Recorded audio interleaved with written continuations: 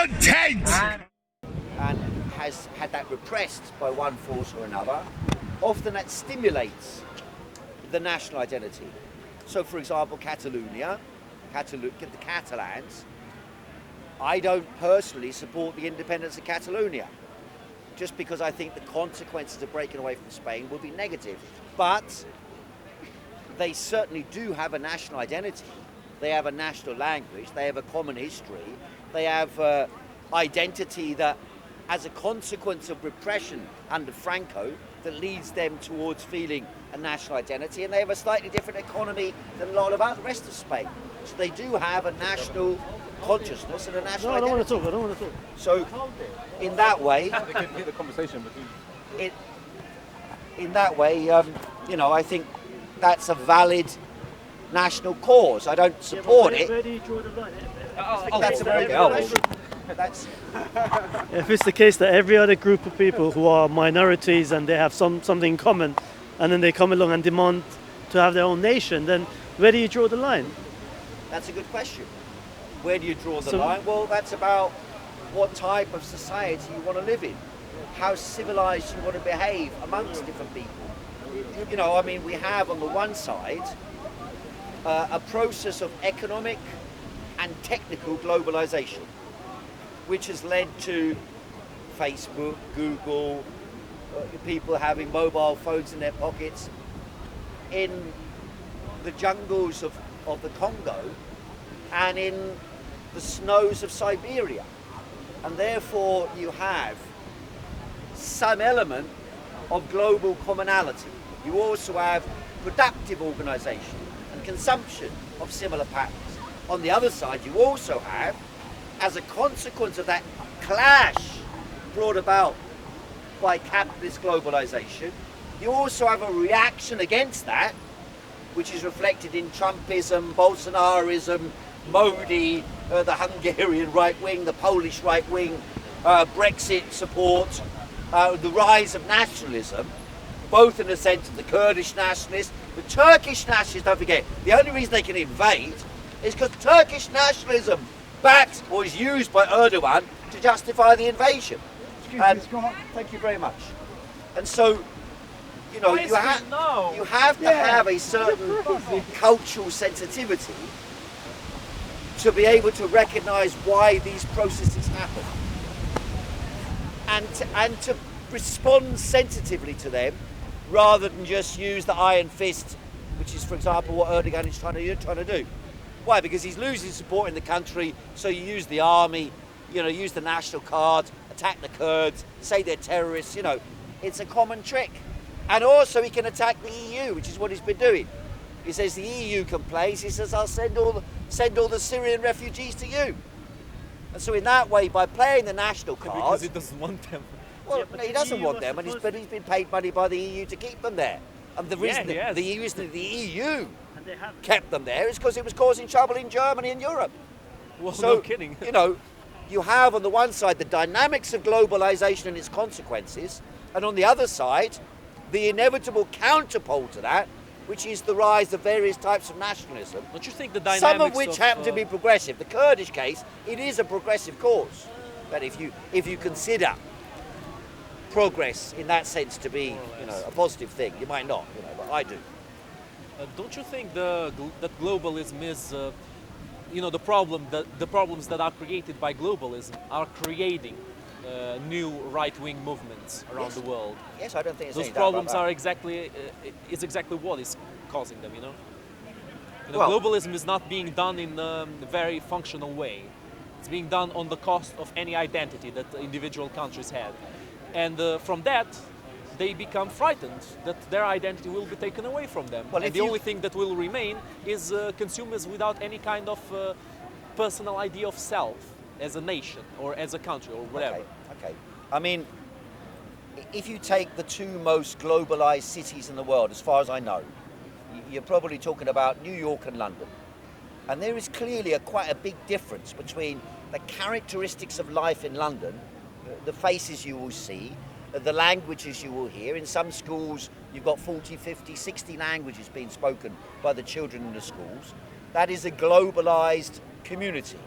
On the other side, the reaction against that does take place. So for example, in Barnsley, they quite often pick Barnsley because it was a Labour voting stronghold, at the same time a mining area, but then when the mines went, nothing much came, and then they opened a big, Amazon warehouse, and it's full of Polish people who were imported to do the work. And so you have a clash between the dynamics. You're talking about them as if they're No, cargo. they were imported by agencies to do the work. Agencies. Fair enough. Not always, but so you do have this clash happening, and it's a clash that's unavoidable in a way. But you're right that the character of it can be carried through differently. You don't have to have violent upheaval every single time that that there's greater integration around the world. London is an example that you can have collectivity, some unity between the people, even though you've got a vast mixing of nationalities. America itself is an illustration that in certain times of economic dynamic, you can have a globalized community forming even into a nation state. The identity, people swear their allegiance to the flag, become an American citizen. Next thing, they're waving the American flag and saying, I'm American, not Korean. I'm American, not Chinese. Within a generation, many people in America. Because the good life leads to people to think that. But if they have a shit life, it tends to be, there is an economic connection to this. If people have a shit life, then, someone else is to blame. Not everyone thinks like that, but it's very common. How are you, my friend? All right? Yeah, good. So there is this dynamic. I think the central question is, who owns and controls the forces which shape our destiny? And that is the big banks, the big industries, the big companies that control world trade, world production, world consumption. What's Erdogan's relationship with Russia, with Putin? Oh, that's a good one. To be honest with you, I did say earlier on when someone asked me, I'm not that well read on Turkey. So I don't like to say what I don't know about. So unfortunately, I can't really comment. But I did think about looking into Turkey this week, but I spent my time doing other things. So unfortunately, I've not. I have to claim my ignorance. I wanted to ask you on something. Do you think, in your opinion, that the Labour Party is anti-Semitic, or is that just character assassination of the party? Or do you think that there are elements of anti-Semitism? To show you how this has developed, I must first tell you I'm a member of the Labour Party. I was expelled from the Labour Party in 2015 on wild and spurious allegations against me. They said I'm a Maoist, and then they had a couple of young people there, a few young people employed by the party to try and find people to expel. And the people they were trying to find for expel were all supporters of Jeremy Corbyn. And so that should tell you how I regard that question. But if I make a comment now, and I'm not very careful about what I say, then I could be expelled from the Labour Party as well, even though I have a grade of anti-Semitism in me. And so I think that answers your question for you, hopefully, yeah? I mean, it is, in my opinion, there are people who are pushing to try and use anti-Semitism to try and attack Jeremy Corbyn. That's what they've been doing over the years. Now, and they've tried to wrap up Jeremy Corbyn into a bundle that they can control. And then the aim is not to help him, but to oust him. So now they're trying to do the same thing again. Just every now and again, there'll be a tiny quiet period when they stop attacking Jeremy Corbyn, and then suddenly it all explodes again. It's going to explode again in the next few weeks, and it's going to be because the right wing in the Labour Party are going to say, we need a referendum. So first they said, don't call an election. We can't trust Boris Johnson. And now their clarion call is, call a referendum, don't call an election. Right? And then their clarion call is going to be, call an election inside the Labour Party for a new Labour leader. That's their next game. Because they were panicked in 2015 when Jeremy Corbyn became leader of the Labour Party. He was the most left-wing leader of the Labour Party in its history. And so because of that, there has been an incessant campaign both by Labour Party establishment figures, members of Parliament, and by the establishment itself, by wealth and powerful interests, the mass media and so on, to constantly attack Jeremy Corbyn. Whether you agree with him or not, I think you can say that certainly is true. Even if you're 100% opposed to him, it's quite easy to recognise that he is maligned, attacked and distorted. You know. There is a chance, I think it's now an outside chance, but there is a chance that if there is a general election in the next month or so, or month or two, that Corbyn could still win. It's not actually governed by his actions so much anymore. Whereas last election, it was his campaigning that shifted the balance of power. This time it's about the balance between what Johnson gets out of his attempt to get a deal. If he fails to get a deal, if he tries to push through, if the Brexit Party doesn't trust him, then he's got a problem in his hands. Because even with 27%, Labour could still become the majority in Parliament if the Tories' position is undermined by the Brexit Party. So it's a very difficult calculation. I'm not going to do a crystal ball on it. Unlike most elections where I'll make a prediction, I'm not going to make a prediction this time because it's far too complicated, far too many parameters involved, far too difficult to guess. I will be supporting the Labour Party and supporting their most radical proposals for change. Because once people hear those proposals, which the newspapers, television and the mass media must report equal time for Labour and Conservatives during the election. That's why Labour zoomed ahead in the last election from next to nothing. They rose nearly 20%, I think it was, at one time. So that equal time is your radical proposal for... No, that's what happens. In an election time... So what are your proposals? The 4-day working week, I think, is a good idea. Labour's been proposing that. Nationalise or providing a national bank for investment and development. I agree with that. I don't agree with the Green New Deal. I happen to think this is idiocy. But anyway, I do agree with investment in new technologies, but I don't agree with the Green New Deal because I think that's basically about funding big corporations to con you into thinking they're doing something for the green, you know. And there are a lot of corporate interests behind that. I do agree with increasing trade union rights. I do agree with the policy passed at Labour Party conference, which a lot of people consider counterintuitive, and that is to have no control over immigration. I do agree with that. I don't think we need immigration controls. In fact, now we probably need an importation of people coming into Britain more than anything else. Why? But just because we need the labourers and skilled people to add their capacity to produce wealth in British society. A lot of people have left since the Brexit vote happened. And the consequence of that is, you know, prices have risen for simple skills. You're not able to get agricultural labourers and so on. You know, so the nurses and doctors are leaving. You know, Heiko, the other day I had a big discussion with. We have a lot of housing problems. We've got a lot of empty buildings. So the solution to housing. I mean, last night some friends of mine squatted a building in King's Cross. It's a gigantic building, sitting empty. Could house all the homeless in London in that building alone. In that building, huge building, sitting there empty. Someone's got a lock to the door, just lock it, shut it, leave it. That building over there, right next to the egg, right next to Egg is. That building over there, behind the post box you see in the distance, that building has been empty for 30 years. 30 years. That building next to it, half of that building is empty. It's been empty 20 years, half of the building. Down this street here, there are a number of buildings were squatted. They're still empty now. They got them out, and they're still empty now. Mayfair, actually, even though it's on the Monopoly board, the most expensive, one of the most expensive areas in the world, and yet there are more empty properties in Mayfair than any other district of London. Why? So, because the wealthy people don't care if they rent it out or not. They'll buy a property, and then they'll have a servant stay there to look after it. And then they travel the world and once, okay, let's go to London now. Hey, why don't we go to London tomorrow?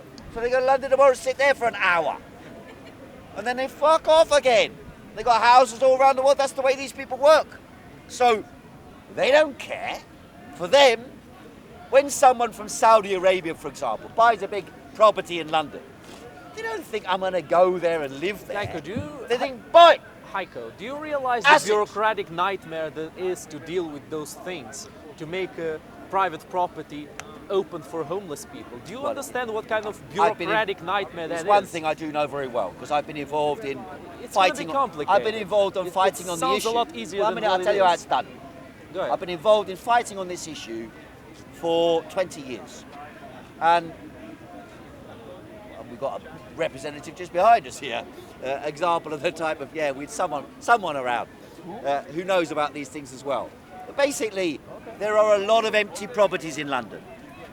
So at the moment, what's being done is either they're left empty with security guards who cost more money than having someone in there. Or there are these companies called guardian companies. And I've been fighting these companies for years. And they put people in there and then they get a massive reduction in rates for people moving in there. And so I've been saying, both to these companies and to people who live in the buildings and so on, that we should campaign to use these buildings for the interest of the public. And I've been in buildings, I've been in one building, Walton-on-Thames. It was 15,000 square metres. There were 6 of us in the building. 15,000 square metres. It was the headquarters of Birdseye.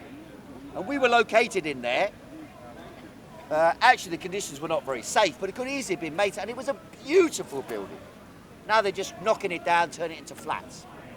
There's a building in Ladbroke Grove called the White Knight Laundry, Kensal Road, 253. It's twice the size of a football pitch, empty, apart from a couple of guardians, for more than 10 years. More than 10 years. So there are, according to a study carried out by an organisation called Policy, a right-wing think tank called Policy Exchange. Well, you have to know your enemy, my friend. Know your enemy. And who is his enemy? Whose enemy? Ralph's. I don't know. He hates the left. I don't think he knows. Ralph can't stand the left. He says that, but I don't think he really knows. No. I don't think he really knows. He seems to like me. So I may not be the left then. Any case, The left, like. so you can take over buildings and turn them into socially useful property. And, well, with or without compensation. At the moment, they're getting compensation for keeping them empty. Yeah, how do you do it without compensation? Why should people who own those properties just allow others into them? That building there, it's a commercial property. On that property, they will be paying about £500,000 to £1 million a year in rates.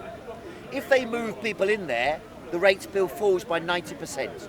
So even in existing law, it's perfectly possible to resolve that question, provided the will is there and pressure is put by local government. Local government has the right to requisition properties that are empty for more than 6 months, by law now. So it's not, the legislative framework actually exists. Nobody does anything about it. Wait, you said something about servants. What if the servants live there? They don't have to pay that much if the Well, servants yes, okay, are there. that's true. But I mean, They then basically escape there's the fires. if it's privately owned housing, you may have servants there. That's a commercial building. Okay, So commercial building pays rates. fair enough. Anyway, so it's perfectly possible. Policy Exchange showed that there is enough empty property in London alone, commercial property, to house to make 400,000 new property units, so flats, could house up to 1 million people, just using the empty spaces in commercial properties alone. So there isn't per se a housing shortage, it's just a lack of will to take on big property interests. That's really all it is. Do you think Labour... Sorry. Go on. No, sorry, I was going to say, so do you think if Labour ever come into power, they might address that issue, or are they going to... Yes, I think the reason why is because it's the sort of thing you can do for next to nothing. And so it's a good thing, it's a good policy winner. If you suddenly turn around, Christmas time, they always open Admiralty Arch, or they used to, for the homeless, and suddenly everyone's giving Christmas dinner and they have a picture on telly, right? 5 days. Yes, for a few days. Well, if a Labour government comes to power and then says, okay, we're going to use all the empty buildings, or we're going to pick 50 empty buildings in London and guarantee that every homeless person is housed there, well, it's bound to be supported by a lot of people. It won't be supported by the estate agents, because it means that, the biggest negative advertisement that they've got is to scare people to buy property or to rent property and to behave themselves in a landlord-owned property because they don't want to end up on the streets. And if that fear is taken away, then of course the balance of power between the consumer and the renter, or the consumer and the owner, changes. So that's one of the reasons why homelessness is used in many wealthy countries as a whip to scare people into paying money out, paying out their nose. Do you agree with the Labour Party as well? The majority of the politicians in the Labour Party, their idea to push for a second referendum? No, I think it's a stupid idea. I've always said that. I think it's a stupid idea. The second referendum is just more of the same shit, right? We've had 3 years of this shit. I also do not believe, by the way, despite what Corbyn and so on are arguing, if there was Brexit on the 31st of October without a deal, it will not cause aeroplanes to fall out of the sky and chaos. It won't. This is bullshit. It is bullshit. There will be some disruption, but it is bullshit.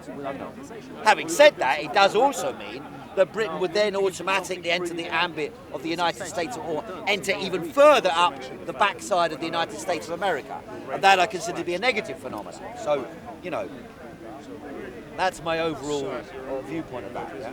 I don't know if they're going to achieve nationalising the railways. That's another thing I heard the Labour Party were seriously thinking about doing. Yeah, nationalising the railways, all the policies that Labour's got that are attacked by business. Nationalise the railways, talk about controlling the energy companies, control capping rents, providing what they call rent to buy. It was a suggestion I made years ago, if you check back on YouTube, and that is, if you're renting, you should then be offered a preference on purchasing the property. First preference. So, and at a discount. Just like they discounted the council flats, why not discount the private properties for tenants who are living in them? So that's what Labour has adopted as its policy. I agree with that policy. And these policies will generally be popular with the majority of the population.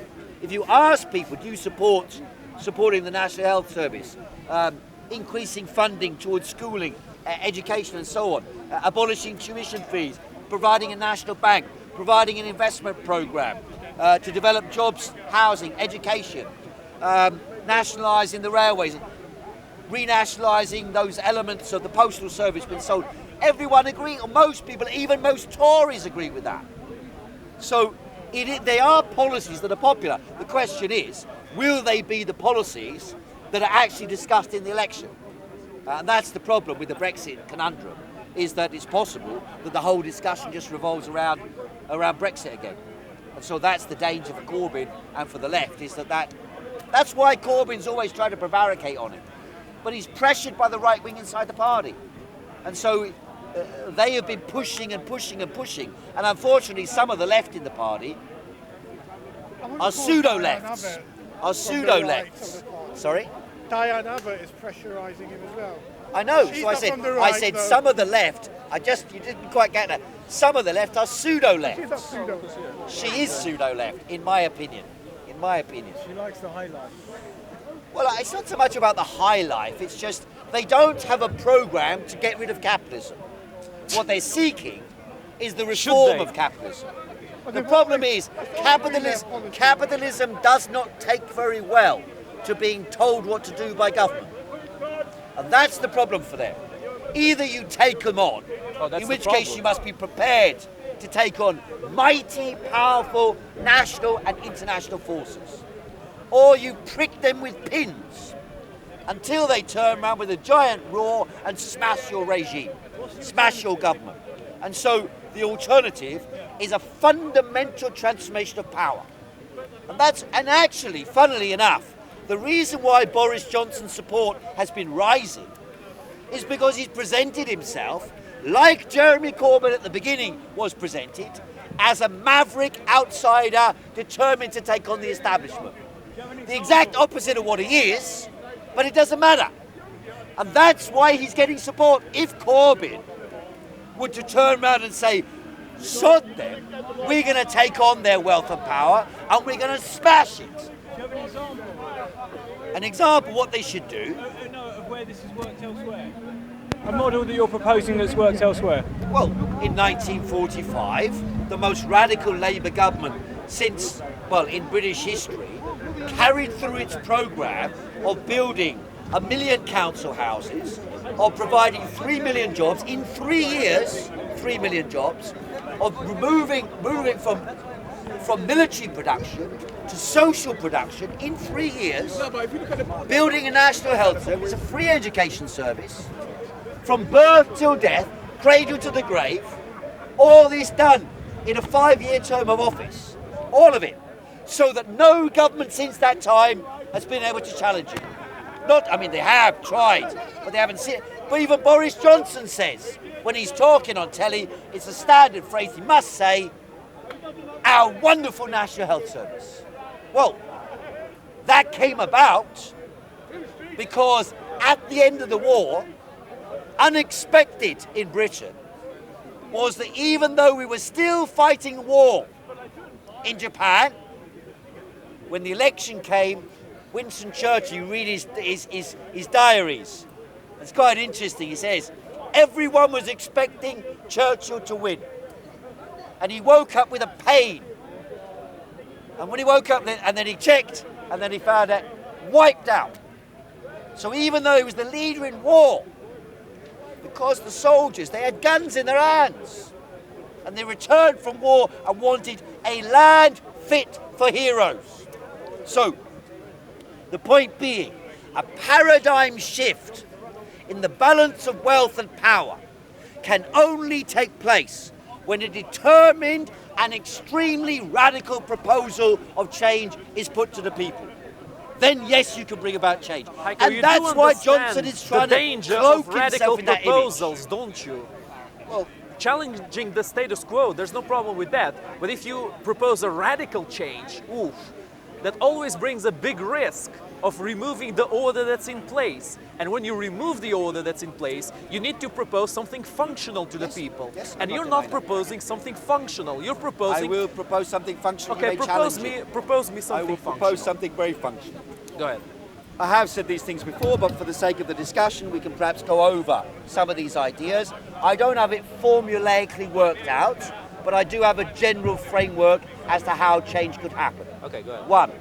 Nationalisation of the major banks into public ownership, so that the banks can use their resources, which are currently underutilised, for investment purposes that serve the national programme of the government which the population supports. Healthcare, education, employment, development of new technology, education in art, culture, music and so on from a young age. You're going to make it free? And yes.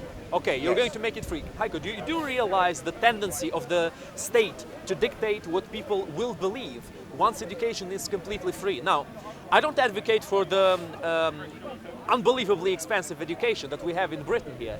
Honestly, I'm against it. I'm for a more mid-term solution. In Portugal, for example, people get scholarships if they have decent grades and if their financial situation isn't too great. And they can basically study for free if they unite a bunch of certain qualities. But I am opposed to this complete free education. You should earn free education with good grades. If you don't have good grades, you don't deserve free education. Simple as that. I disagree. You see, again, going to the nuts and bolts of this question, I think there is a fundamental question which comes onto the issues you're talking about, ideology and all the rest of it, and that is, what is education for? Under capitalism, most kids, if you ask them when they're at university or at secondary school, why are you studying? They will say, to get a good job, to earn good money. So the objective is a monetary return. It's not the education. Education is a means to an end, not an end in itself. Of course. I don't agree with that. You agree I that think education is an end. is the end in itself. In other words, the permanent increase in your knowledge and the flexible learning of knowledge, art, culture, technology, science, and the collective knowledge of humanity. And knowing how to find that out is essential. It's not even the case of knowing the stuff. Because the problem with grades, you see, I grew up in a generation where it was all grades, right? It's a bit more that now, in a way, but you pass an exam. This is a game. If you pass an exam, then you go to, my school was in South London. And not many people in my school, in fact, in my year, I was the only person to go to university, right? 100 people in the school, 100 people in the year, only one goes to university, right? So, I got 4 O-levels, 3 very low-grade A-levels, but I was lucky. I came from a family where my eldest brother got to university, my next eldest brother did go to university as well, and a brother 1 year older than me, okay, he went to university the same year as I did. Now, but I came from a family my father had gone to university, so it was like inculcated in the family middle class background, right? So, but I grew up in an environment where there were books around. My mother's an artist, my father was involved in computer programming and was interested in world politics, philosophy, history, and so on. The consequence of that is it stimulates a sense of interest in the world around you. I believe that no child on earth is not capable of learning 4, 5, or 6 languages. No child on earth cannot master the basics of science, engineering, art, and culture, and music. And therefore, I believe that foundational basis is what a school should be providing. But that doesn't mean passing examinations, except on some essential fields. It means being able to use the knowledge and find the knowledge and discover it and apply it to understanding and intervention in the world. So for me, education is a non-stop process. I do more research and studying today than I did when I was 25. And that's how it should be when you're 55. And when you're 80, it should be even more so. That's what keeps your mind active, prevents dementia, prevents Alzheimer's. It's been shown, for example, that bilingual people are far less likely to suffer from dementia or Alzheimer's. And if they have a stroke, damage to the brain, they're far more likely to recover. Okay. Because one language may be damaged in one part of the brain, and yet the neuron connections allow you to overcome the limitations because you've got another language that processes again. And so you'll find that many people who are considered ignorant, given the opportunity, given the motivation, they will be able to raise themselves up to an extremely high intellectual level.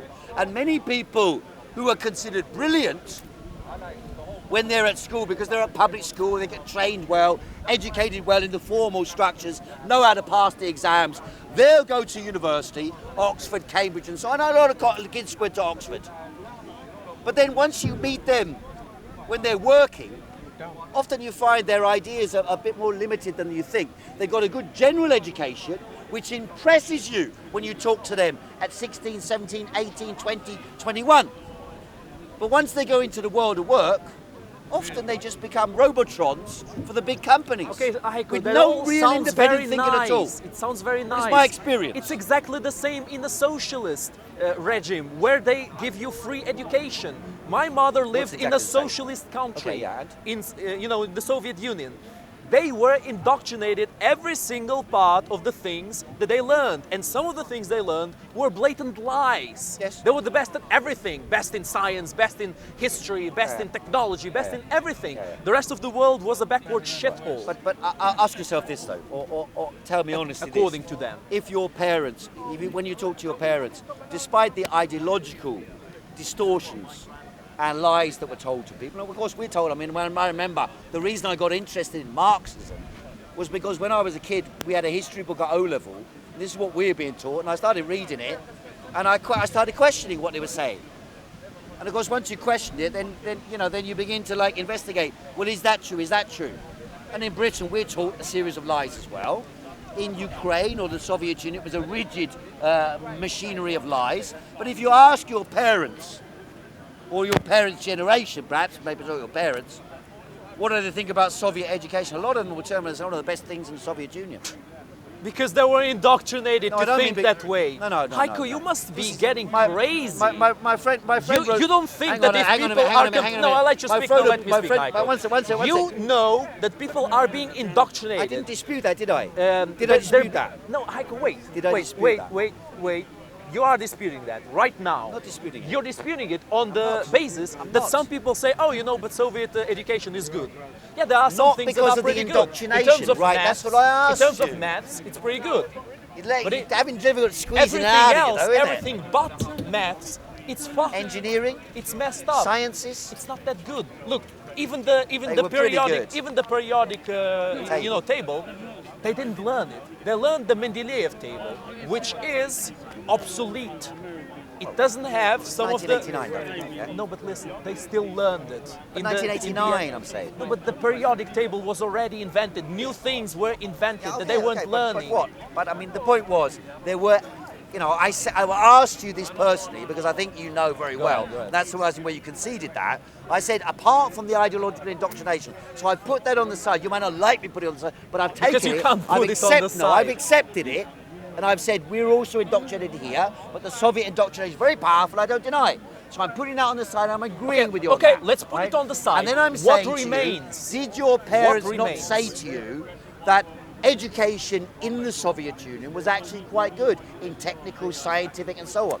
Maths. Okay, maths. That's we'll basically take the one. only thing We'll take one. Then. that That's fair enough. remains. Maths then. That's okay. the only thing that remains. Science But as I well. think in science as well. Yeah, But- sure, and- science. When they tell you that First every in single, space when they doesn't tell mean you that all every science. single thing was First discovered in space by Russians is and not Soviets, about That's when they another tell you that issue. every single discovery was made by them, you see it doesn't matter how but good you the see science what you're doing is. here, right? What am I doing? Go ahead. I'm not disputing the terrain you're discussing. Okay. Right? So that's why I said put that on the side. Then I said, what terrain do we have in common in the ability to discuss it? Well, what are the That's skills the thing, and we don't capacities? have terrain in common. Well, there was a certain level. I know I didn't like the way they taught. I lived in East Germany and I worked in China. I didn't like the way they taught in East Germany and I didn't like the way they taught in China. They have a lot of rote learning in China. There is a certain logic at one level to rote learning the Chinese language. There's a certain logic to that. But the rest of the rote learning is pretty useless. I agree with that. And in East Germany, they had a patronizing attitude. The teachers I dealt with had a patronizing attitude towards the students, and that was a very negative phenomenon. But having said that, there were other areas in East Germany, for example, the type of education they had in medicine, the type of education they had in a very early childhood, was quite an incorporation within the society. So society is then not alien to you. For example, I can show you books from East Germany that they gave to children at about 13, 14 years of age, at what they call the Jugendweihe. So you get a sort of, I can't remember what they call it in, what's it called? I can't remember what they call it in English. Anyway, it's like 13 years of age, coming of age thing, basically. And they give you this book, and it was called Unsere Welt von Morgen, Our World of Tomorrow. And in this book, they showed the overview of the whole historical development of science and technology, and then visions of the future stemming from the present technological development. Now, they were quite impressive. It was these sort of visions of how they imagined space and technology and computers and cybernetics and all this would come about. And they were very progressive and important phases of youth development for people to have a vision which is total of how society functions. If you ask a British student how a workplace functions, it's a mystery. Karl Marx wrote Das Kapital. He said, I welcome you in to the secret world of production. It is a secret world. Unless you worked in McDonald's, you don't actually know what it's like in there. Unless you worked in that hotel over there, the Hard Rock Hotel, you don't know what it's like working inside there, how the thing functions. If you haven't worked in that news agency across the road, you don't know how it functions. It doesn't always They work like tried to reveal, in a mechanical way, I agree, but they tried to reveal how society functions. And that's an important thing. Yeah, okay, Because okay. we live So in a let's world, put, we okay, live so in a let's world, put just the one, pieces let me finish together. this one. We live Okay, in a go ahead, world just finish. that mystifies how it functions. And Mystifies. it mystifies it. It pretends that everything functions on the basis of trying to get some money and trying to get a job and trying to buy a house. Because that is how So things function. No, that's how your individual life functions. But it's not how the housing industry functions. It's not how brick making functions. It's not how technology functions. It's not how the development of architecture and housing functions. All of this is support. We are just cogs within that trying to make a living. And therefore we're atomized individuals, scattered around a city, scattered around a country, scattered around the world, merely trying to make a living. It's unbelievably worse in socialist regimes. Are you blind? Don't you see how people live in China? Don't you see how people live in socialist regimes? Are you joking? Are you making fun of all the people who are watching you? Well, you are advocating for something that makes every single problem you criticize 10 times worse and gives absolutely nothing in return to the people. Now I let you speak, let me speak. But why are you saying I let you speak, let me speak. I can cross question. No, I let you speak. Let me speak. but I didn't ask you a question. Yeah, I didn't ask you a question. I didn't ask you a No, question. it's fine. It's fine as long as it goes somewhere. It's fine. Maybe but you should can't- speak too. What is unfair? Participate in the What is conversation. unfair is merely to say what you're doing again, and you have a tendency to do that. I understand why, because of your background and so on. But your approach is put Heiko in the category of the Stalinist regimes and then criticize them. And by default, by criticizing them, you're criticizing me. Heiko, you're advocating That's for what you say. socialism. I want was to on- hear one example I was on of Tiananmen Square socialism in working in a 1989. different way I went to than East during Germany. Stalin. It's always I went the to same East Germany. functionality. Right, that's another Some of question. them are bloodier, yeah, like Stalin, like Mao. Sorry? Some of them are less bad. Heiko, you are mocking the audience with Why this, am I mocking the audience? with this I'm not mocking at all. ignorance. I'm trying. No, you asked the question. Heiko, you are I'm trying to answer advocating to from teach the people how parameters to of what I think differently. You are advocating for this. You're saying, oh, we need to teach people how to think differently, how to have an open mind. Socialist regimes close the mind of But people more than you're anything. blaming me for them. More than anything. No, I'm telling you as a socialist that your regime, the regime you're defending, I don't know you're that? advocating for, You think I don't know that? is flawed. What did I say And about it will Chinese fail education? every single Hang on. time. What did I say about Chinese education, East German education? I directly experienced it, right? And I said what I thought about it. I criticised it. What do you want me to do? Yeah, so what are you advocating for? Well, I tried to explain that in relation to the context in Heiko. Britain. Heiko, So listen. You want free let me- education. Hang on, You- hang no, on, no, hang- let- hang- no, hang I on, won't hang hang on, on you anymore. did, you Heiko, did. No, you just had your come little on. piece. I let you Let me speak. come in, Let let me me come in Heiko, quickly. just because you Let have me the come in high ground quickly. doesn't mean you have full reign over here. I mean, It okay, doesn't one mean more that. time, go on. But you really want. Let's go on. It's not fair the way Okay, you're let's play a arguing. game. Let's play a game. no, Everybody it's here, not fair the way everybody you're here arguing. can participate. Let's see what all of those countries have in common. What countries? It's Germany, Am I a supporter of Mao East Germany? China, and Is now it there's fair? China. Is it You see, fair you can't to lump take me? it. You can't let me speak for 1 minute because you know that I am right about because, this. No, because I know what you're going to do. Because you live in a Everybody delusion. knows you are You're going wrong. to try. In a delusion. You're going to Everybody try knows you to are a lump me. fascist. All you can Everybody do- knows. No, what All you're you going can to do do is Cuba. shout Cuba is a and good call example. names, I mean, and it's neither here you nor there. cannot take If you're it. arguing with me, You cannot. surely you have to You argue can't give me with 2 the minutes. ideas You I can't advocate. give me 2 minutes. It's not fair. It's not fair. And your fangirl One minute, here one minute. jumps immediately to attack me. Bullying tactic. You're a Another bullying bullying tactic. Is I it let fair? him speak You're a shit for a bully. very You're not long doing time. that. Is it You fair? see, this is what socialists do. What? They can't take it. They can't take I wanna it. listen to what this Careful, man's this is saying. not your property.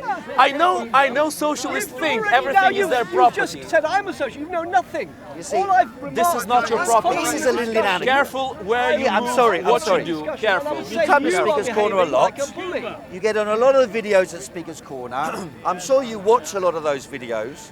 If you watch this video this week, you'll realise that your behaviour's not right.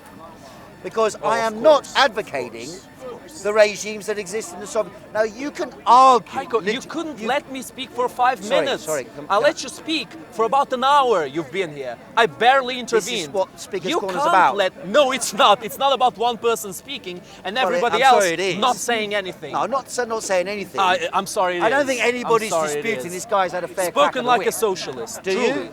Has he not had a fair crack at Okay, the whip? I will give Have I you. been unfair okay, in Heiko, discussion I with will him? give you a few more minutes. Have I hindered his I will give you a discussion? few more minutes. What Have do I you- hindered you? what do Give you me a regret? few Have I- minutes. Let him Fine. tell Are us. you You The tell problem us is what this. the present, please. Tell us what you want to do. What No, do you but present? we'll do that though, Are and you that will right? just take You're over. blocking the camera. So I don't have a problem with you saying what you think. I have a problem with you distorting what I think and presenting that as truth. That's the problem. I have no problem with you arguing your case. And it's a perfectly legitimate case to make. So what is the problem with the methodology that you're using? It's this. It's you assume socialism can only assume the Stalinist form. That's a legitimate argument. I don't mind debating whether that's true or not.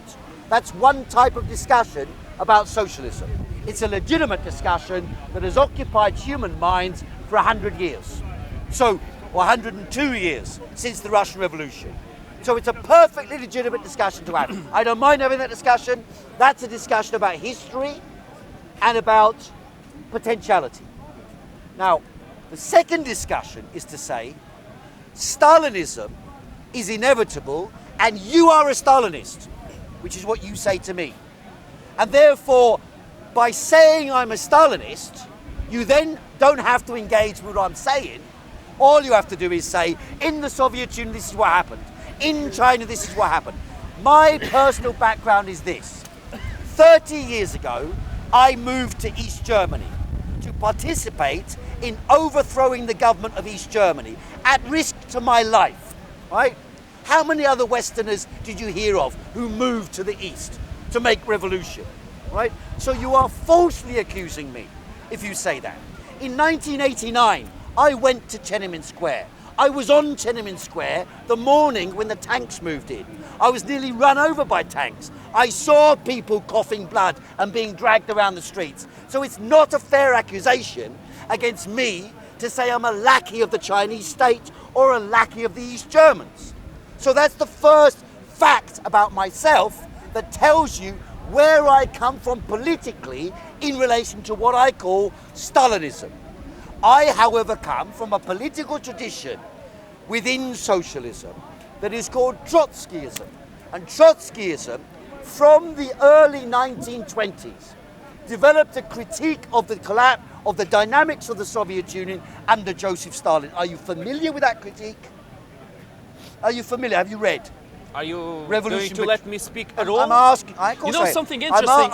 What happened? Hang on. I'm when going you were to give me that 1 second very to finish good, one of my very good, sentences. very good, very good. I would recommend that before you come and criticize me about these questions next time, you look into what the socialist critique of Stalinism is. It may be valid, it may be invalid, perhaps you can find flaws with it, perhaps you can bring it down, perhaps you can make a theory that destroys it, but let's engage at a level that I actually argue for, rather than in arguments that I don't stand for, that you're attacking because it makes it easy for you to attack the socialist at Speaker's Corner. You've been coming to my meetings for at least 2 years, right? No, Why do we need wrong. to have a discussion? Wrong, not well, 2 whenever years. it was, a year, whatever. Why do we have to have the discussion focused around a level that constantly remains at that low level which never advances? It's purposeless. That's the reason why You know I'm why? challenging you on it. You know and why? that's why I'm prepared to engage You know with why? So come on. You know why? The reason why is because something that happened when you were speaking now doesn't happen when I speak. It's called silence. It's that you can't listen for me for more than 5 minutes without getting emotional. Same with her, same with other people around here. You might. Oh, you see. That's a psychological Listen, observation. you're a It's not a, hero. It's a Wow. psychological It's not an observation. intellectual argument. I'm not a hero of anyone. I don't claim to be the hero of anyone. I want to rationally criticize what you advocate and what Right, you good, say. good. That is what I do. Great. If you want to listen, Great. fine. If you So don't what want is- to listen, fine. You have the choice not to So listen what's to the anything rational I cri- say. What's the rational critique of the argument for socialism that I make? Not the one that Stalin made, or the one that Mao Zedong made, or the one that Deng Xiaoping Very good, made. very good, very What's good. the Let's go rational step by critique step. of my Let's go argument? step by step. Right. You advocate for free education. Yes. Free education is something that many It's different. not a socialist Oh, demand, you- by the way. But Okay, anyway, go on. how many seconds did I have go right on, now? How finish. many seconds? Go on, 10? carry on. 15? You advocate for free education.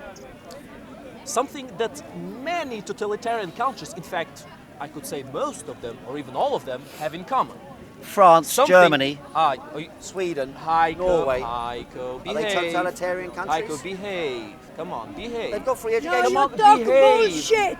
you That's see- why you get interrupted don't you see, regularly by saying- because you talk nonsense. By saying, Tell the truth. If I talk so much you've gone nonsense, back- why are you Don't so tell lies. afraid to let me speak? it's not afraid. Am I making too much It's not sense? afraid. Not afraid. It's You just your tell little lies. brain getting A few fried, minutes isn't You it? ago. tell Hang lies. on, hang I on. tell The lies. critique I made of your argument methodology a few minutes ago was that you lumped me I into wasn't the able Stalinist to camp. make any critique Now yet. you have just done exactly the I same was thing. able to do step one. Step one in was to do the same 100 thing. steps. You did exactly the same thing as before. I can't make You started any with free critique. education. I can't Yes, I make agree any with free critique, education. Heiko. But free education's got nothing to do with totalitarianism. Heiko, you are answering to step one of my critique of your ideology. Because you came and with you the same and you method. and you You've used and you exactly say the that same- I you am want the one to who's start strawmanning totalitarianism you. again. And you're saying that I am the one who strawmans you. Wait. You're not allowing me to finish. You're taking a very small part you've of done my the same thing criticism.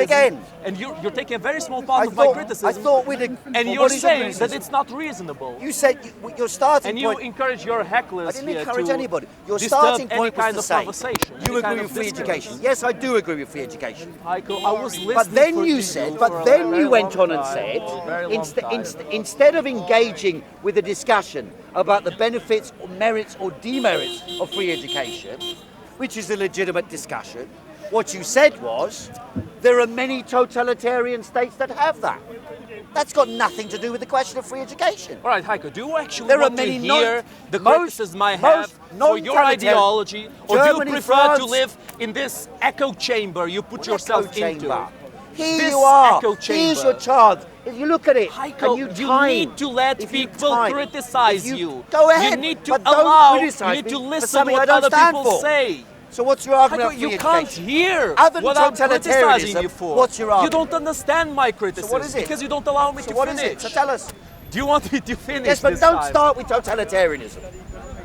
Don't go there. Heiko, socialism, Start with the assumption of socialism non-totalitarian. is totalitarianism. Okay, that's a separate When you argument. control, no, it's not. When no, you there's control no- the there's no banks, discussion then. when you control the There is banks, no when discussion. you control the banks, which is something you want to happen, when the state controls the banks, when the state controls the economy, when the state controls education and the media and everything, that is a totalitarian regime by definition. Do I deny that? You don't deny it, Right, sorry. because you advocate So why- for that, and then I- you say no, hang it's on, not hang on, hang on. totalitarianism. When did I You ever, in advocate the for last, all the in the different last kinds, 33 all the years different at qualities of Speaker's Corner, totalitarianism. when did I advocate You that? advocate for When? all the. When? Have you not advocated for the? What you just said, no. No, you aren't advocating for free education. You aren't advocating That's a for different the argument. state to You see- control you the see, what media. what you said aren't was, advocating if for you that. go back on the- Are on you the- advocating if you for go the back on state the to vi- control the media or not? No, I'm not. You're not. No. So what the hell was that you said You said about? it, no, not no, me. no, no, no, no, no. You Wait. said it. No, no, no, no, no, no. I didn't no. say Wait. it. No, Heiko. The video is filmed, and it's What did good. I say? What? It's very good. Media? When did I because say what? you were saying that there needs to be an equal time for different platforms on the media. You're not. I said during Yes, I did not say that. I said during a general election in Britain, it's law that you must have equal time. That's the law. That's not me. That's British law. That's why Jeremy Corbyn would do better in an election. and the control period over the banks, than that's prior also to not totalitarian. that. Control over the banks is carried out in America. No, it's carried man. out in Germany. Oh, my It's carried out in France. They aren't totalitarian countries. Yeah, the state controls the banks. France has got a number of state-owned banks. Germany's got more state-owned banks than Britain. America's got American Well, it doesn't mean nationalised Freddie all of Mac them and are Freddie Mae. state-owned. So and that's it's what not you're an advocating but it's for. not an automatic process, as you implied. What you said was 1, 2, 3, 4, 5 different things. If they're all state-owned, then they're all state-controlled. Then it's a totalitarian state. I said, well, possibly. But now you're saying that each of the individual things separately, if they are state-owned, it results in totalitarianism. It's not the same thing. Separately. Yes, separately. You're advocating for You many said- different things. You said by which totalitarianism is composed, free and then you say, schooling, oh, it's separate. totalitarianism. No, not at all. Free schooling exists in many countries which are perfectly democratic states. So, you know, there's no basis for your argument. Heiko, you're advocating for many different things. Of course I'm advocating many different totalitarianism has in common. They all make part of totalitarianism, and that is what you're only in the advocating for. well, And not you're at all. advocating Not at for all. violent revolution, which reflects very well in the person you claim to follow, Trotsky, who wanted to create a worldwide revolution, a worldwide war for socialism to expand and to take over every single country. That is what he wanted, and that is something you cannot deny, no matter how you wiggle around, no matter how you I didn't run try to away deny from it. it. I'm not trying to deny it. That's what you want. Well, I'm not trying to deny that. That You hasn't want happened. violent revolution. That hasn't happened. And you claim Well, you don't, if I- you, we don't- we you're don't not wa- I defending a don't totalitarian want, I don't, regime. hang on, let's clarify this. I don't seek, That's the order to Heiko. How are you? how are you, right? I don't want violent revolution, as you Of course say. not. Now you don't want. No, I'm going to Because now that I catch you on it, no, you it's not can't because admit you it. catch me on it. I'm trying He's to clarify some kind of it. Marxist. I'm trying to clarify it so you I'm an understand. anarchist. What are you? So you understand what the word, how the word is misused. I don't want violent I know who revolution, you are. but How I does think, it feel to be less than a nobody? that revolution is an inevitability because of the inability of capitalism to reform itself sufficiently to be able to satisfy the wants of the population. And therefore revolutions happen, Well, all the and they population- tend to be violent Heiko, all the precisely population. because, no, Just to precisely, select you intellectuals like John McDonnell, a Marxist. what's that? Now you know that I prefer Jeremy to John McDonnell. Right. Jeremy's a socialist. He's a man with a heart. Right, okay, but what do you mean? And Well, again, he cares, the point I yes, was he making cares. about He the doesn't point I do it was for making about boardwalks. violent revolution, or better said, the point Trotsky was making about violent revolution, Yeah. is You're not that Trotsky. in order to bring about change, when a mass of people seek to bring about change, the existing order attempts to protect its property and its wealth by violence. And in those circumstances, if you wish to bring about that change, the shift in the balance of power requires a fundamental revolutionary change. heard of Extinction Rebellion? Actually, in the case of the Russian Revolution... Have you where heard of Tro- Extinction one Rebellion? Second, one second. Yes, Wait, I've heard wait, of A wait, Extinction little wait. bit, Rebellion. 19th century. Extinction I'm Rebellion happy has to nothing talk to do about with them in a this. Yes, it minute. does. I'm happy to It's talk about about changing them the in a world. minute. Yes, it is. I'm It's happy to Extinction talk about Rebellion. them in a minute and Yeah, what they changing the world constitute, if you but that's another indoctrinated issue. stupid little kids. That's what it is for. In relation, for example, to the Russian Revolution... Huh? Who? Well, Extinction Rebellion? I'll come on to that in a few minutes. Yeah? Of Now- course they do. Heiko, enough A 16-year-old girl. Good man, The ideology Heiko. of a 16-year-old girl. Very interesting. Very intellectual. Truly, we can trust her. I don't mind discussing that, but I'm not discussing that right. I'm trying to answer your question about violent revolution. So, in actual fact, when Trotsky did lead a revolution, and that's in Russia in 1917, and he was in charge of the insurrection, so the violent aspects of the revolution, he was in charge of organising it. And yet, only a handful of people died. He was in charge of the Only army. a handful of people He died. was in charge of the He was army. in charge of the insurrection. He then was put in Of charge the army. Of the Red Army. Later, he was in charge of the Red Army. Thank you. Yes, but there was no Thank Red Army you. at that time. Yes, later. So the issue was that he was in charge of the National Red Army. What about it? Okay, It's a so wait. national He army. wasn't violent at first, but then eventually he became violent. No, I said the revolution was not really a violent affair because they won over the army before the insurrection took place. And therefore the army was already on the side of the revolution. So they didn't have Then to why was they there didn't a have a civil violent war? clash. Why was There there was a civil war because 14 countries invaded Russia. Oh, I United States see. invaded I four see. times, They four did. times. I see. 14 So because it they was were- only foreigners against Russians. Don't forget, one minute. There was a world war happening then. The First No World kidding, War, yeah, no right? kidding. People were being slaughtered by the hundreds of thousands sometimes every day. So the Russian Revolution, no matter what you think about it, they did end the war. They did end the First World The War. war had ended before the Russian The war Revolution. hadn't ended. The Russian Revolution was 1917. The war ended in 1980. They gave lots of territories to Germany and Yes, Austro-Hungary. yes, because they were so desperate for peace, and they advocated for peace.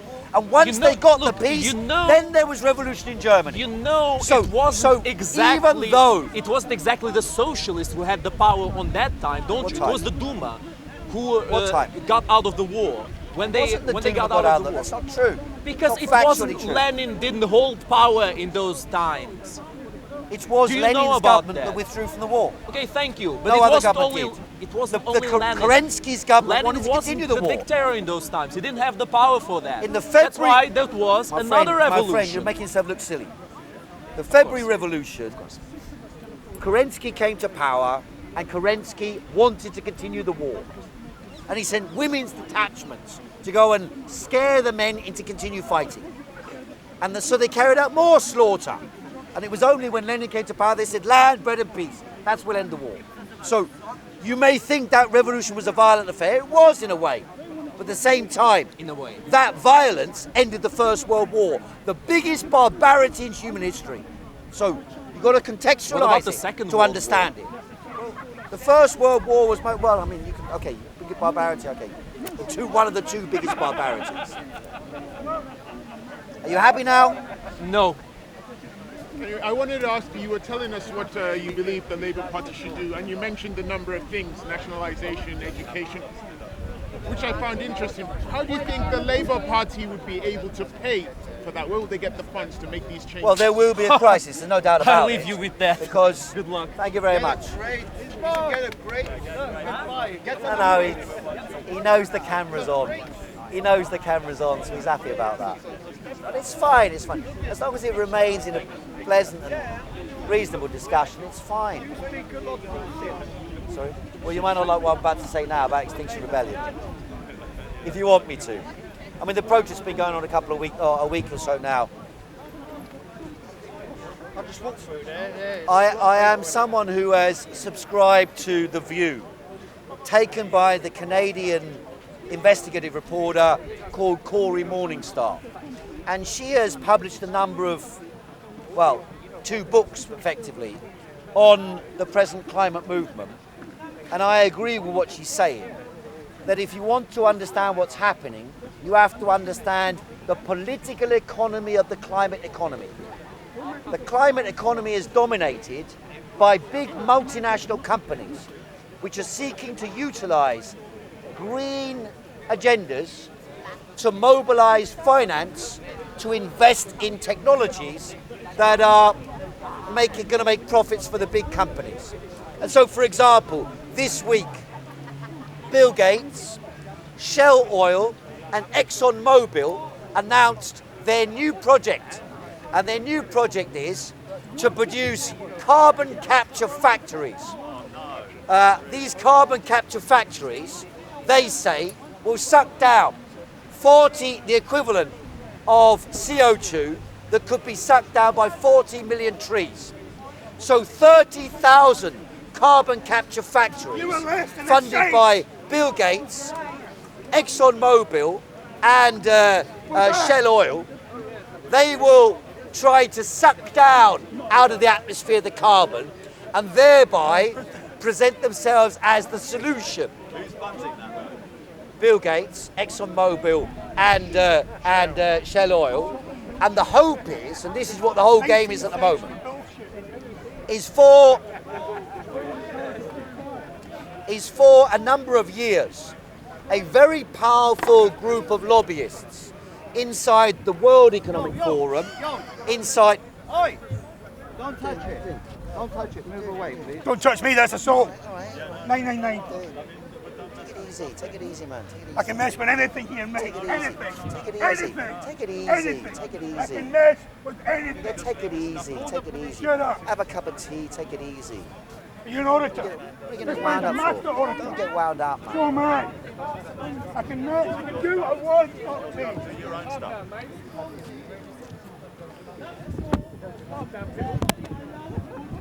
Thank you. I said you have a good.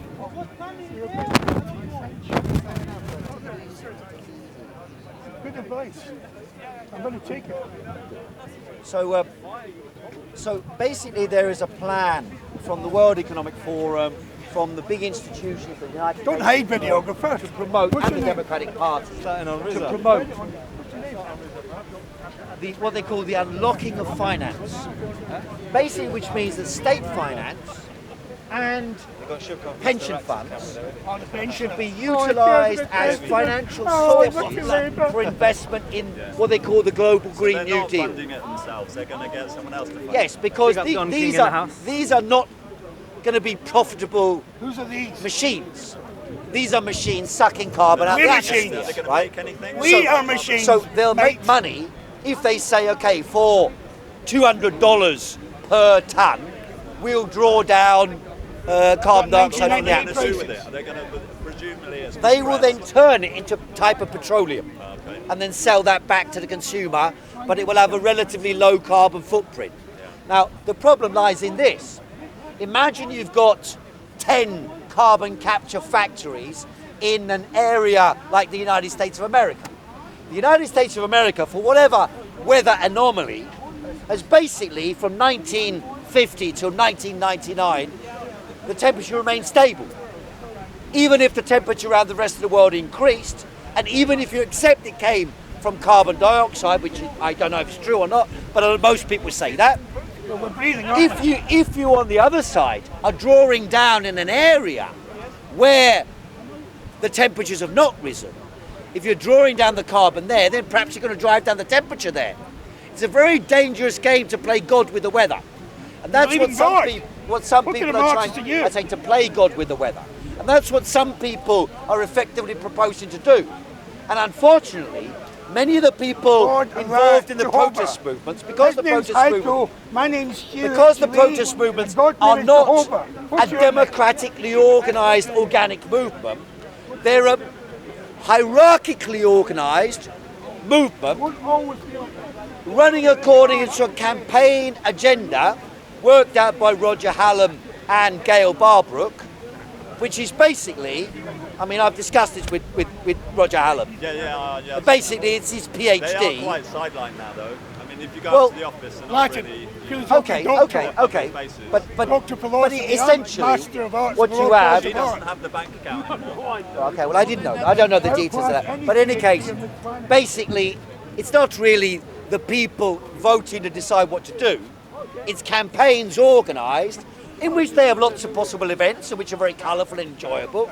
But campaigns organised to highlight an issue and then shift from various phases. Issue, mainstream news, No violent revolution. negotiation, We agree. discussion. But have you seen... But who are they discussing and negotiating with? You've seen now they've got Animal Rebellion, which are... I saw that, yeah. They've also got I saw Global that. Justice. Yes, I saw which is, that. Have you been down to see the talks? No.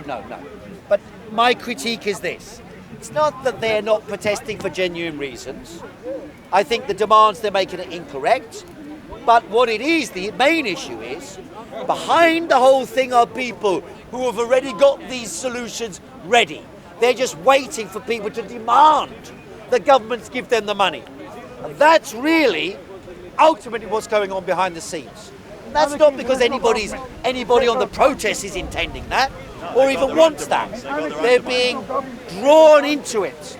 And it's a very well worked out Bernays type propaganda campaign in which millions of young people are mobilizing through genuine concern and then are being matched at the other side by the wealthy and powerful of the world, turning around and saying, we hear your concerns, we are going to do something for you. So, for example, on the day that the present Extinction Rebellion protest began, on 7th of October, he's fine.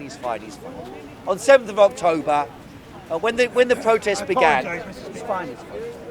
When the present protest began, Unilever made an announcement. We're going to slash plastic usage by 60%.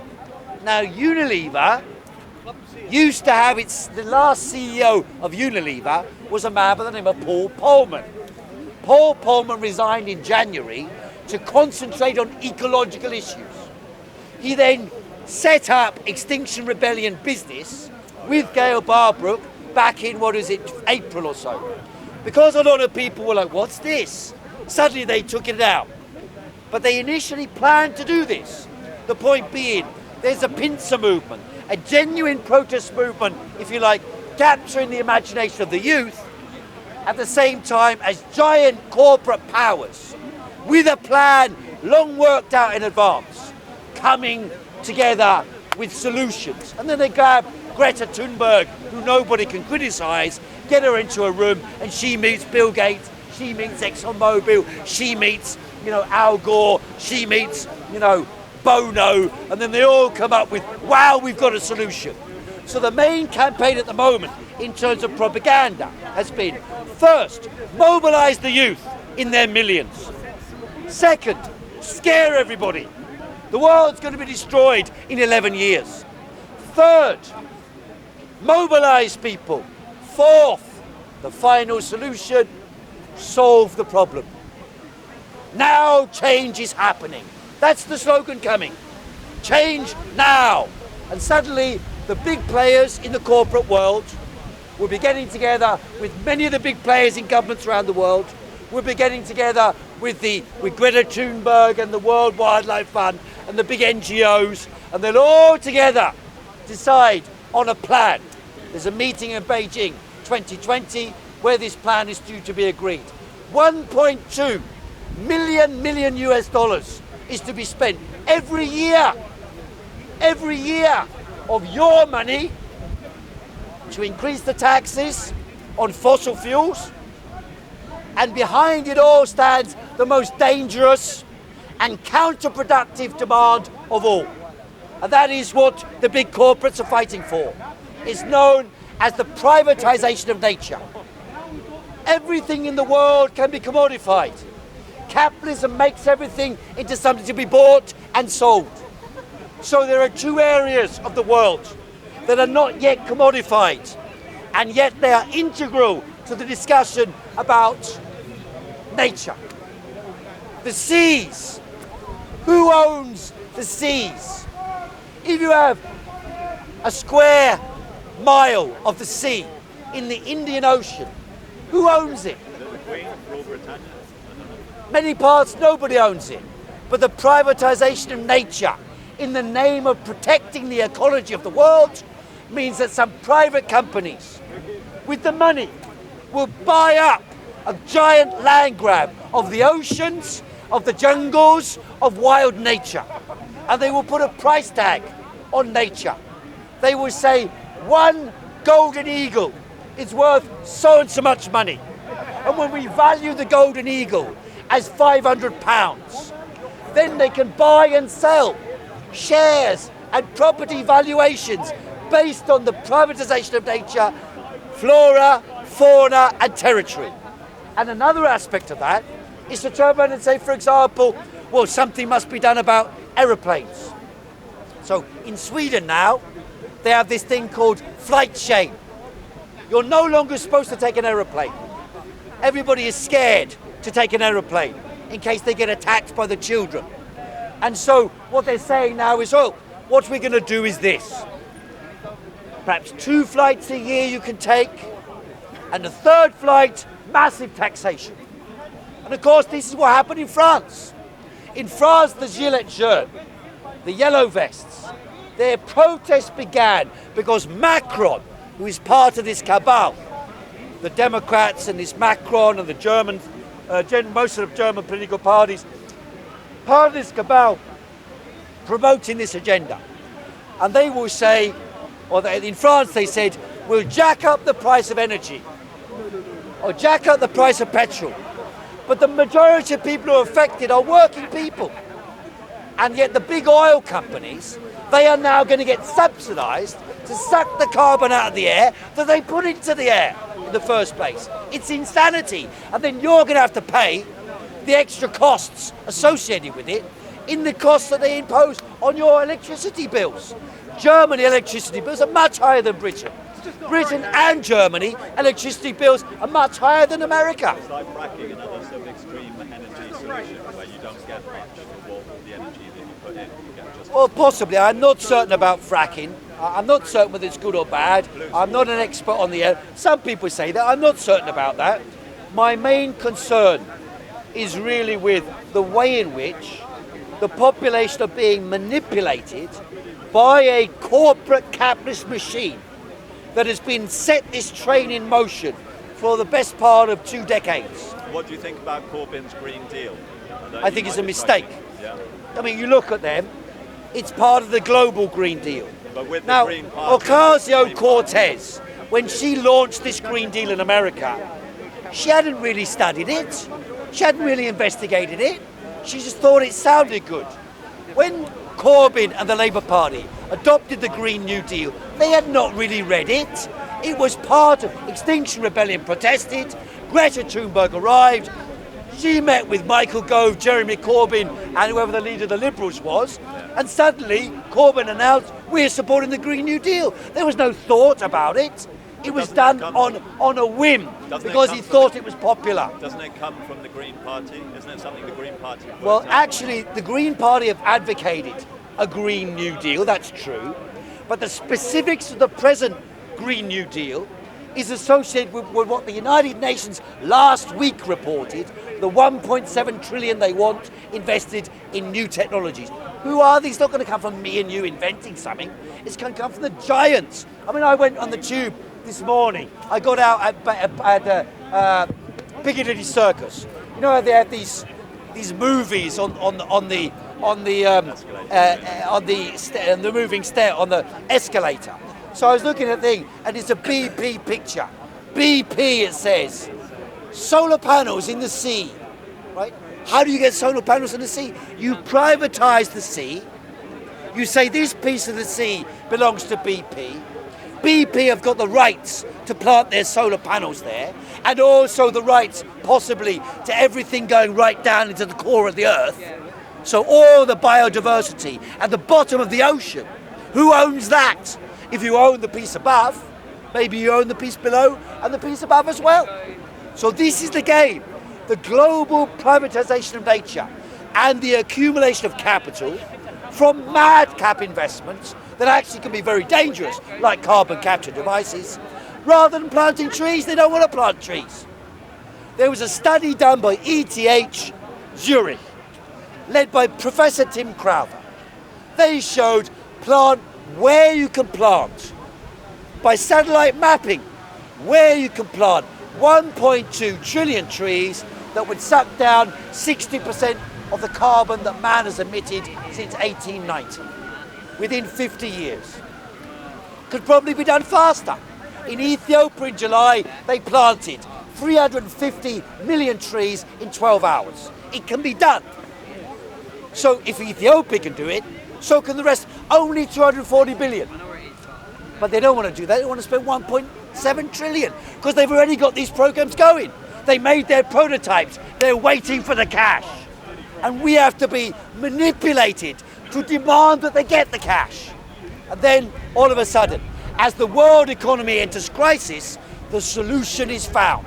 And the solution is a massive, global, Keynesian, Marshall Plan type second world. That's why they use the same language. You see some of the leaders of Extinction Rebellion and some of the other leaders of the protests, but they're saying we need a wartime mobilization. That comes from a document written back in 2016. A woman's name is Klein. It's not Naomi Klein, another one Klein. Margaret Klein or something like that. Her PhD thesis was called The Climate Mobilization. How to get the population to demand change based on a wartime mobilization of resources. But one aspect you must remember, whenever you go to war, the truth is always the first casualty of war. And so therefore I stand out here. Last week I was criticized from broadcasting a radio show saying the things I'm saying. They said, how can anybody, they said I'm a climate denier. I'm not a climate denier. I'm someone who looks at the data that's in front of them. And more importantly, I consider the question. Don't even try what. If you've got an argument, make it. Don't snipe from the corner. Okay. Make your argument. Okay. What is your argument? My argument is that if you're going to try and claim that the data says that CO2 doesn't rise global temperature, did I say then that? you're a complete fool. You were making it the other day when you were chumming. No, what I said was, look at him, he's the most. What I said was, which is true, and I don't think you can dispute this, is that temperature rises cause CO2 rises. No, that's not rejected. Every piece of do a search on Skeptical Science, the website that promotes. Do a check now, please. Right, take 2 minutes and check it now. CO2 has always led the difference in Well, that's temperature. rubbish. Well, It's this just is- rubbish. This is what I mean. This is what my argument Factually was. He's gonna try wrong. and make you convince temperature controls That's not CO2. the argument. I Look, argue Michael the other Mann way round. is the man who invented or developed. Michael Mann is the lead figure in the IPCC who argued the case for the hockey stick. In other words, for the correlation between CO2 emissions and rising temperature. No, can you just let me finish it? And then you can check up online and see whether I'm right. And you can turn around and you can make me look the biggest idiot on earth if what I'm saying is wrong. But he does not argue that. What is argued is the following. The IPCC and all the scientists who take that stance that CO2 is causing global warming, man-made emissions are causing global, they do not, however, reject the idea, which is the scientific fact, that temperature rises cause increases in CO2. What they do, however, is the following, just so you know what the facts of your own argument is. They say, yes, temperature rises cause increases in CO2, but then CO2 has a feedback effect which multiplies the warming process. But the initial process is always temperature rises, CO2 rises. But of course, that doesn't counter the whole of history of humanity, to the degree that we have ice core data on the rises in CO2 and the rises in temperature, confirms the fact that increased temperatures cause rises in CO2. That does not reject the which does not reject the idea that Michael Mann argues and that the IPCC argues that the amplification of warming can be caused by a feedback mechanism by having extra CO2 that increases the warming process. And then that increased warming process increases the release of CO2. That's the argument they make, not that you made a couple of minutes ago. But don't worry, I know a lot of people. It's not my model, that's the model of Michael Mann. He's the official theorist for the IPCC. Yes, check it please. Now, I mean, I don't stand up here make comments like that for nothing, right? Then it's not my model. What is my model? What is my model? So what is it? You were factually wrong in what you said. Which is, what's my information? Sorry? My information, a minute ago, I told you what the official hypothesis on global warming is. That is the official hypothesis. Now, whether you like it or not, you check it up, you'll see that's what it is. Michael Mann, you can watch his videos online. He says so himself. It's not a secret. Now, the question is, which is a separate question, is how, if global warming is caused by that. Now, I don't know if it's caused by that. That's the truth. I'm not going to say I know that. I'm not an expert on that field. I don't know. I think it's perfectly possible. It's not, but it doesn't matter. I'm not denying or accepting. I've said many times, I am agnostic on the question. I don't know.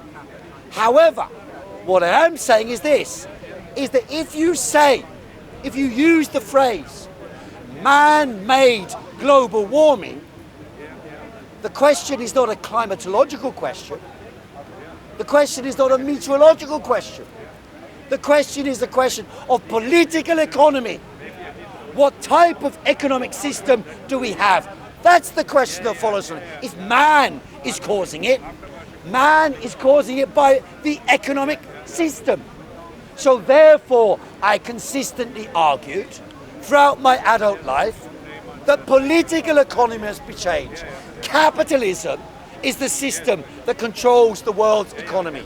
Not some climate Capitalism controls the It economy. should be easy to check just by sea levels, just by checking sea levels. What should be easy to check? Whether the globe is warming or cooling. Well, You just sea check levels, that's all. sea levels are an extremely complicated question. It's not as simple as you imagine. You know, you heat the atmosphere by 0.8 degrees and the sea gets warmer. It doesn't. The sea only warms about, I can't remember the exact figure, but 75% of the sea never gets warm because it's deep sea. Yeah? Only surface levels of the sea warm up. And at 0.8 degrees, very little warming happens. The argument is not that. The argument that is made is that glaciers on land melt through a process of warming, and that the areas that are higher tend to warm more than our lower areas, and that causes a melt that pours into the sea, and that sea melt then causes an expansion in the total quantity of water around. It's a very difficult question to measure, Well, the Thames because barrier- the seas, don't forget, are larger than the land of Earth, right? The land above sea is far smaller than the sea. The And sea the is Thames barrier data, it doesn't seem to be conclusive. Of It course. does seem to And be different. that it was working more, Yes. but now in the last decade they're not really sure. You see, I'll tell you, I know you've been paid, please, just a couple more minutes. So, when I mention these things and discuss these questions, some people say, that's what I really object to, is some people say, denier, don't listen to him. Right? I think that is utterly and thoroughly reactionary. You can't expect people, if it really is true that the world is heating up because of carbon dioxide emissions, and then a number of other questions are raised from that, they are not questions that you can expect people to swallow wholesale without investigating themselves. Nobody should swallow anything without investigating themselves. It doesn't mean you're going to actually know all the science of it, but you must be free to question. Otherwise, you end up with a whole plethora of stories which are going to end up, what will actually happen is, nobody will believe anything. Because if in 12 years' time the world hasn't been destroyed, what if the temperature's gone down in the last 12 years? And yet we've given all this money to the billionaires to invest in their technologies, and their technologies have expanded their control of the world. 5G, the Internet of Things, with drones everywhere, spying on everyone, watching what you do, perhaps in the name of green initially, but later monitoring everything. And these people like Facebook, Google, they're the people behind these things. Do you really trust them?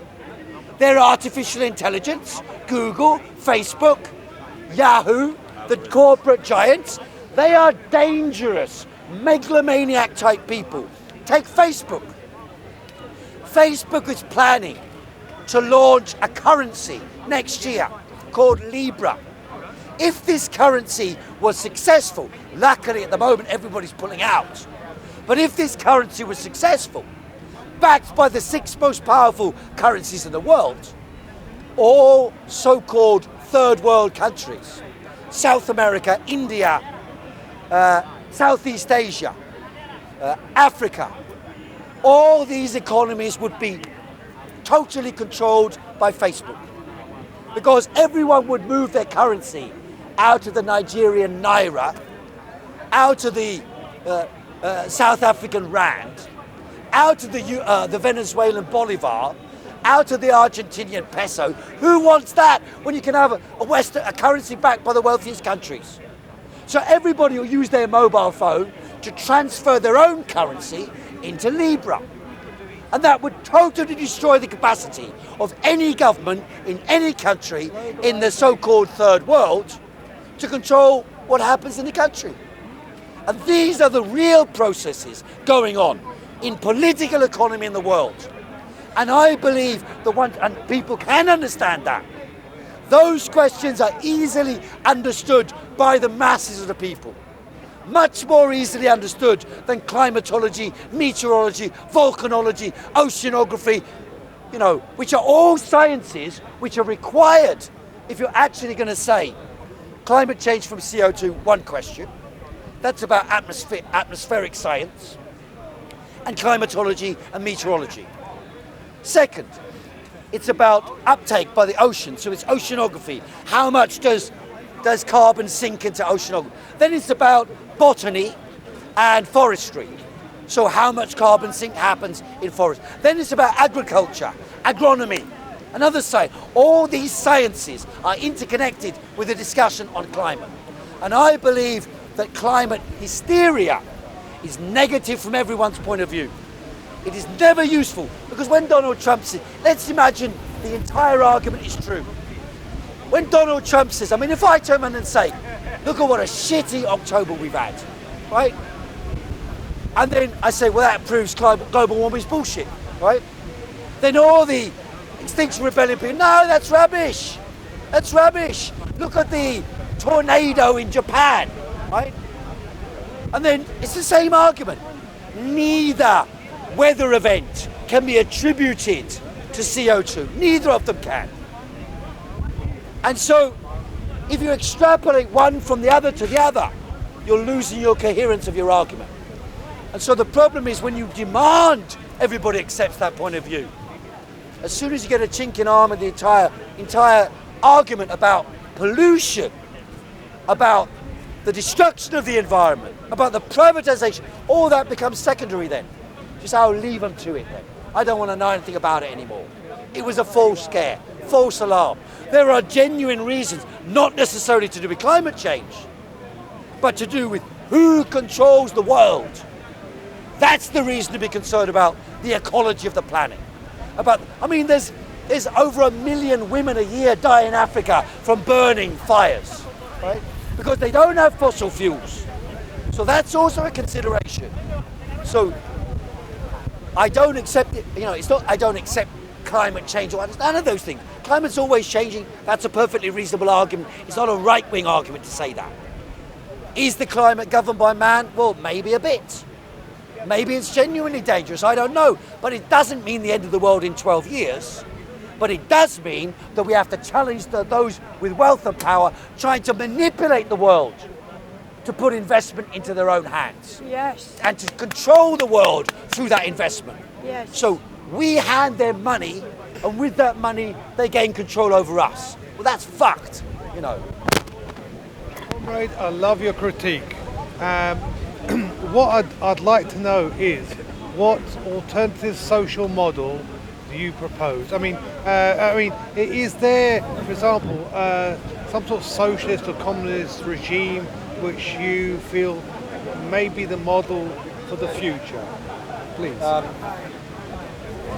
I've tried to answer this over the years in a number of ways, and I'm going to stick to one of the methods that I use, and that is to say there are many examples of progressive activity, democratic, political, trade union, political, cultural, artistic, that have been practiced in various countries at various times. The art of knowing how to change things is knowing what to pick up from where and merge them together and practice them or try to practice them and experiment with them. So I believe, let's imagine, I'm not a supporter of the present Chinese government, but let's imagine that China was to have experiments in genuine communist communities, democratically controlled by the people. China could do that, even within the parameters of a dictatorship. They've got Hong Kong, it's got its own type of power. Macau's got its own type of power. They could try experiments. And if these models of democratic use of modern technology to develop production, distribution, exchange, culture, if they're successful, then they could be examples to be used, and that could be true in any country. What about democratic Germany? They always said that was a jewel in the crown. Germany? Democratic Germany. Well... East Germany. You mean East Germany? Absolutely. East Germany, I lived in East Germany. It wasn't a jewel. Really? It wasn't a jewel, no. In Warsaw back terms, it was. It wasn't, because otherwise it wouldn't have collapsed. Well, the moment the Berlin Wall was open, the regime collapsed. They still get 20%. Right. They still get 20%. Huh? The Linker still get 20%. The what? The Linker. Well, that's true. That's Yes, true. they But do, yes. it's not because it was some kind of paradise. It was merely that there was a collectivist atmosphere. There was a social consciousness, and that was incarnated in what people considered the ideals of the people, the people's values. That was what it was They about. got performances there. What's that? They got performances there. What? Yet to be matched. They believed in development of a new scientific democratic human. You know, and you could call it Übermensch, you know what I mean? We Well, could. they said that a lot. Yes. But actually, by the time I moved there, it was falling apart. But we believed, I mean, I've got a radio show, I can send you the link to it. We believed, I made a radio show about it. At the time, this time, 30 years ago, I was living in East Berlin.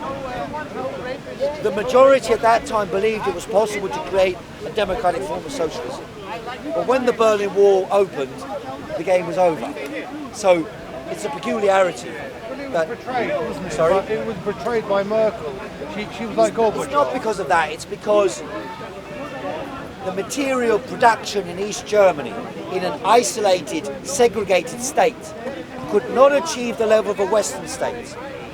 The reason why I'm supportive of the economic structure of China is because they have shown an alternative method of a planned economy based on public ownership of the commanding heights whilst allowing the private sector to operate outside that and accumulating resources from the private sector to strengthen the public sector into the future. And that's why, unlike the Berlin Wall, when the protests broke out in Hong Kong, democracy and freedom, it didn't spread to the rest of China.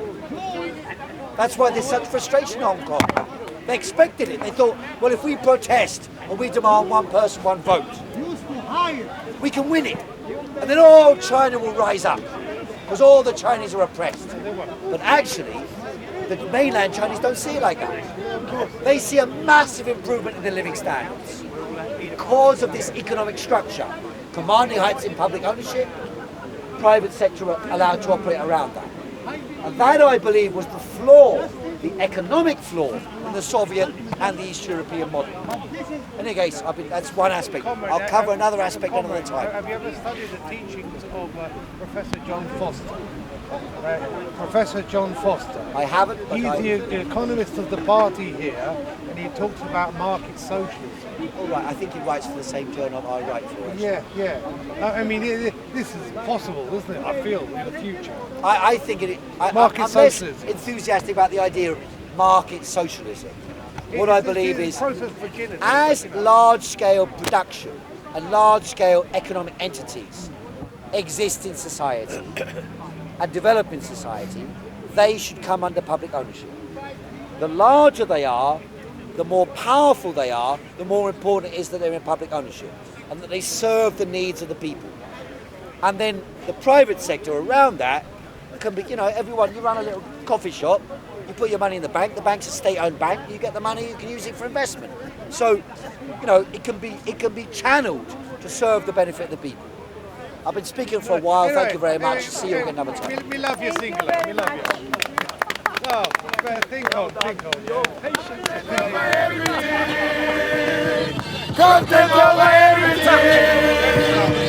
From your melody. Man, say it straight. Man, don't listen to BBC. Man, don't listen to ITV. I read. Listen. Man, don't listen to BBC. Man, don't listen to ITV. You know what? You know what? I just listen to COE. I don't listen to BBC.